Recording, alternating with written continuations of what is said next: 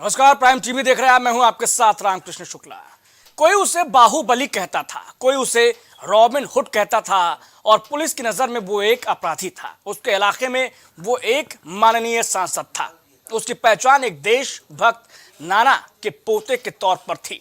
नाम मुख्तार अंसारी, जो अब इस दुनिया में नहीं रहा। आइए जानते हैं मुख्तार से जुड़ी पूरी कहानी। मुख्तार का मतलब होता है वो शख्स जिसे खुदा ने किसी काम के लिए बनाया हो। लेकिन मुख्तार अंसारी को बनना था पूर्वांचल का सबसे बड़ा कुख्यात क्रिमिनल और माफिया।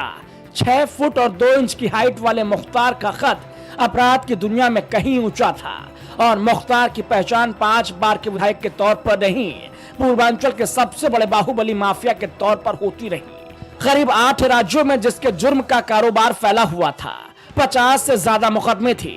जेल से माफियागिरी चलाने का जो मॉडल मुख्तार ने तैयार किया, उसकी काट अब तक किसी के पास नहीं थी। जिस जेल में मुख्तार बंद होता था, वहीं उसका क्राइम हेडक्वार्टर बन जाता था।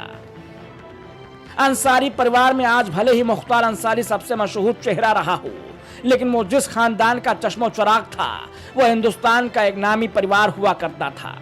जंग में पाकिस्तान के छक्के छुड़ाकर शहीद होने वाले महावीर चक्र विजेता उस्मान अंसारी मुख्तार के नाना थे। वहीं मुख्तार के दादा डॉक्टर मुख्तार अहमद अंसारी स्वतंत्रता सेनानी थे।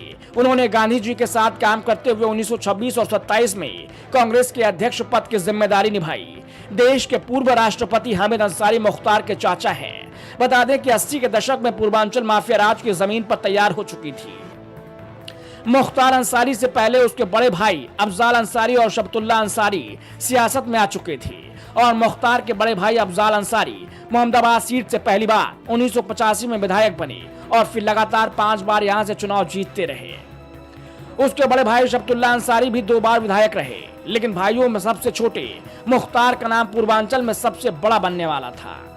लगातार 5 बार विधायक बने मुख्तार अंसारी। 1996 में पहली बार बसपा के टिकट पर जीतकर विधानसभा पहुंचे। 2002 में निर्दलीय चुनाव जीता। 2007 में एक बार फिर से निर्दलीय चुनाव लड़ा और जीत हासिल की। 2009 में लोकसभा का चुनाव लड़ा, लेकिन हार का सामना करना पड़ा। 2012 में कौमी एकता दल के टिकट पर चुनाव लड़े और जीते। 2017 में एक बार फिर से बसपा का दामन थामा और मऊ सीट से विजेता बने। वो कहते हैं ना कि बदनाम होंगे तो क्या नाम ना होगा। मुख्तार ने गाजीपुर इंटर कॉलेज में पढ़ने के दौरान ही साधु सिंह के गिरोह को ज्वाइन कर लिया था। ये पूर्वांचल में माफिया राज के दिन थे, लेकिन मुख्तार किसी का गुर्गा बनने नहीं आया था। इसी दौरान मुख्तार की अदावत दूसरे गैंग से ताल्लुक रखने वाले ब्रजेश सिंह से हो गई। कॉलेज के दिनों से शुरू हुई इस दुश्मनी को पूर्वांचल की खूंखार गैंग वॉर में तब्दील होना था। जल्द ही मुख्तार और ब्रजेश के अपने अपने गैंग बन चुके थे। मुख्तार अंसारी ने सरकारी ठेकों को दबंगई से हड़पने का फॉर्मूला निकाला। 90 के दशक में मुख्तार अंसारी की पहचान बड़े भाई अफजाल अंसारी की पहचान से ज्यादा बड़ी हो चुकी थी और मुख्तार को मालूम था कि सियासत के साथ ही जुर्म के धंधों की हिफाजत करना था।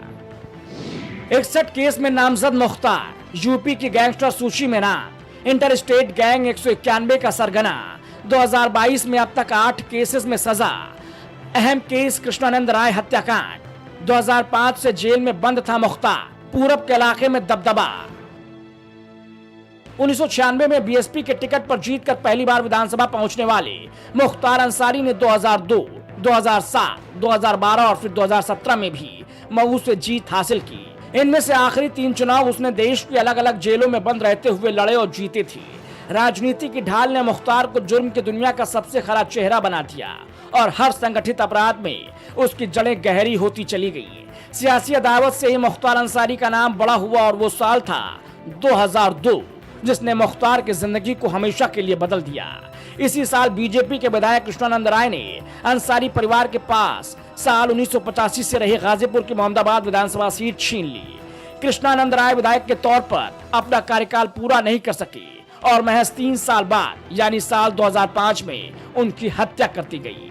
मुख्तार अंसारी पर यूपी में 52 केस दर्ज हैं। यूपी सरकार की कोशिश 15 केस में मुख्तार को जल्द सजा दिलाने की थी।